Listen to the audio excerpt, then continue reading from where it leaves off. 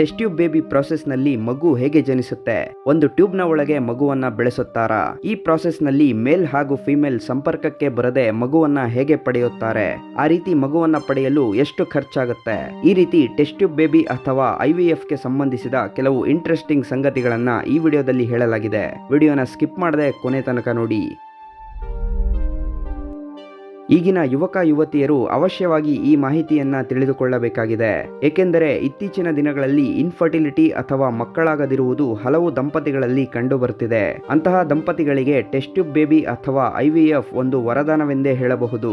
ಇಲ್ಲಿ test tube baby ಎಂದು ಹೇಳಲಾಗುವ ಮಗುವು ಯಾವುದೇ ರೀತಿ ಟೆಸ್ಟ್ ಟ್ಯೂಬ್ ನ ಒಳಗೆ ಜನಿಸೋದಿಲ್ಲ.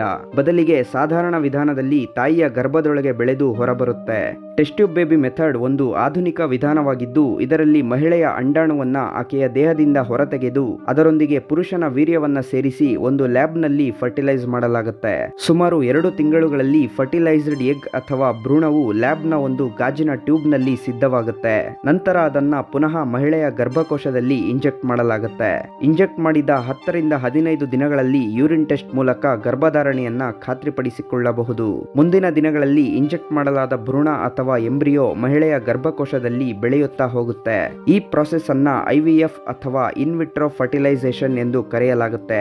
ಈ ವಿಧಾನದಲ್ಲಿ ಅಂಡಾಣು ಮತ್ತು ವೀರ್ಯಾಣುವನ್ನ ಒಂದು ಗಾಜಿನ ಟ್ಯೂಬ್ ಒಳಗೆ ಸಂಪರ್ಕಿಸುವ ಕಾರಣ IVF ಅನ್ನ ಟೆಸ್ಟ್ ಟ್ಯೂಬ್ ಬೇಬಿ ಮೆಥಡ್ ಎಂದು ಸಹ ಕರೆಯಲಾಗುತ್ತೆ. ಈ ವಿಧಾನದಲ್ಲಿ ಕೆಲವೊಮ್ಮೆ ಒಂದರ ಬದಲಿಗೆ ಫರ್ಟಿಲೈಸ್ ಮಾಡಲಾದ 2 ಭ್ರೂಣಗಳನ್ನ ಮಹಿಳೆಯ ಗರ್ಭಕೋಶದಲ್ಲಿ ಇರಿಸಲಾಗುತ್ತೆ. ಒಂದು ವೇಳೆ ಒಂದು ಭ್ರೂಣ ವಿಫಲವಾದರೆ ಇನ್ನೊಂದು ಬೆಳೆಯುತ್ತದೆ ಎಂಬ ಉದ್ದೇಶದಿಂದ ಹೀಗೆ ಮಾಡಲಾಗುತ್ತೆ. ಆದರೆ ಕೆಲವೊಮ್ಮೆ 2 ಭ್ರೂಣಗಳು ಆಕ್ಟಿವ್ ಆಗಿ ಅವಳಿ ಮಕ್ಕಳು ಜನಿಸುವ ಸಾಧ್ಯತೆ ಹೆಚ್ಚು. ಅದರಿಂದಲೇ ಟೆಸ್ಟ್ ಟ್ಯೂಬ್ ಬೇಬಿ ಪ್ರಾಸೆಸ್ ನಲ್ಲಿ ಅವಳಿ ಮಕ್ಕಳನ್ನ ಪಡೆಯುವವರ ಸಂಖ್ಯೆ ಹೆಚ್ಚಾಗಿದೆ. ಸಾಮಾನ್ಯವಾಗಿ ಪುರುಷರ ಸ್ಪರ್ಮ್ ಕೌಂಟ್ ಕಡಿಮೆ ಇದ್ದರೆ ಅಥವಾ ಮಹಿಳೆಯ ಗರ್ಭಕೋಶದಲ್ಲಿ ಉಂಟಾಗುವ ಬ್ಲಾಕೇಜ್ ನಿಂದ ಮಕ್ಕಳಾಗದ ಸಮಸ್ಯೆ ಉಂಟಾಗಬಹುದು. ಪುರುಷ ಅಥವಾ ಮಹಿಳೆ ಇಬ್ಬರಲ್ಲಿ ಒಬ್ಬರಿಗೆ ಯಾವುದೇ ರೀತಿ ಇನ್ಫರ್ಟಿಲಿಟಿ ಸಮಸ್ಯೆ ಇದ್ದರೂ ಆ ದಂಪತಿಗಳು ಮಗುವನ್ನ ಹೊಂದಲು ಕಷ್ಟ. ಅಂತಹ ದಂಪತಿಗಳು IVF ಮೆಥಡ್ ನ ಮೂಲಕ ತಮ್ಮದೇ ಆದ ಮಗುವನ್ನ ಸುಲಭವಾಗಿ ಪಡೆಯಬಹುದು.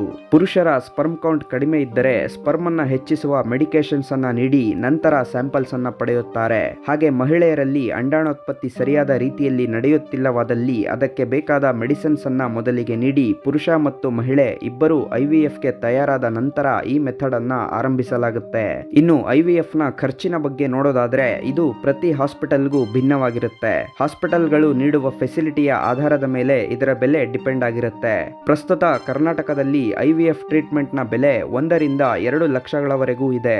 ಇದು ಕೆಲವರಿಗೆ ದುಬಾರಿ ಮೊತ್ತವೆನಿಸಬಹುದು. ಆದರೆ ತಮ್ಮದೇ ಆದ ಸ್ವಂತ ಮಗುವನ್ನ ಹೊಂದುವುದರಿಂದ ಸಿಗುವ ಆನಂದಕ್ಕೆ ಬೆಲೆ ಕಟ್ಟಲು ಸಾಧ್ಯವಿಲ್ಲ. ಇದೇ ರೀತಿ ಇಂಟ್ರೆಸ್ಟಿಂಗ್ ವಿಷಯಗಳನ್ನು ತಿಳ್ಕೊಬೇಕಂದ್ರೆ ಲೆಫ್ಟ್ ಸೈಡ್ ಇರೋ ಪ್ಲೇಲಿಸ್ಟ್ ಮೇಲೆ ಕ್ಲಿಕ್ ಮಾಡಿ. ಹಾಗೆ ಚಾನಲ್ಗೆ ಸಬ್ಸ್ಕ್ರೈಬ್ ಮಾಡ್ಕೊಳ್ಳಿ ಅಂತ ಹೇಳ್ತಾ ಮತ್ತೆ ಸಿಗ್ತೀನಿ. ಬಾಯ್.